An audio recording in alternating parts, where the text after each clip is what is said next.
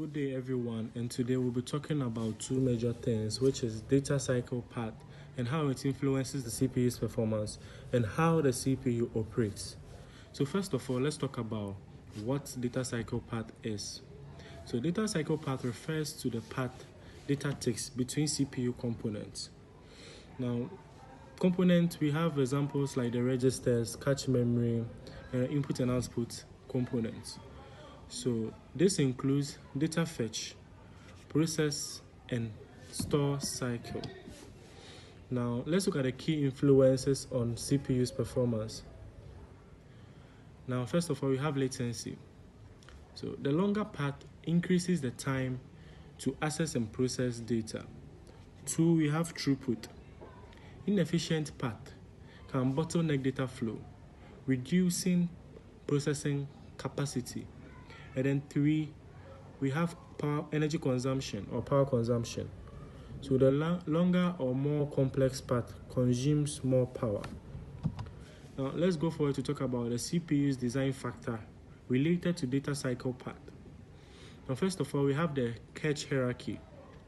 So this minimizes latency by keeping frequently access data closer to the CPU. 2, we have instruction pipelining.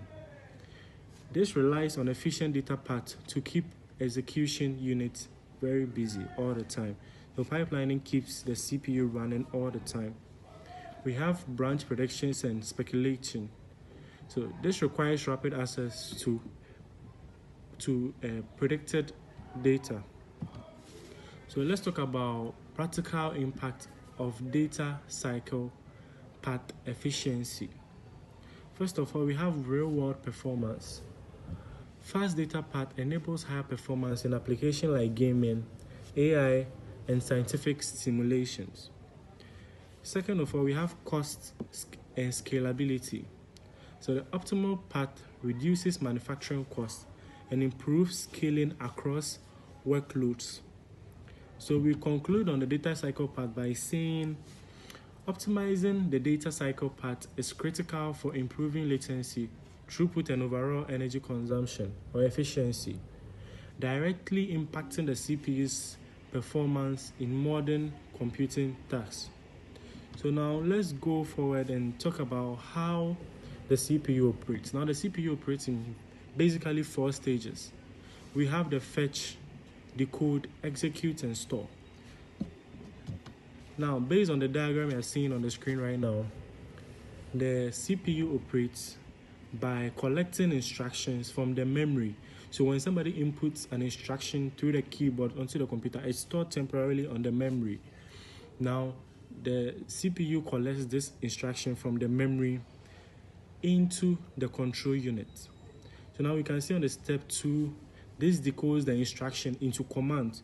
So this is where pipelining comes in, whereby it breaks down the instructions into multiple forms and run them simultaneously to improve speed and efficiency in results. So when it's done with decoding, it moves to the ALU, which executes the command.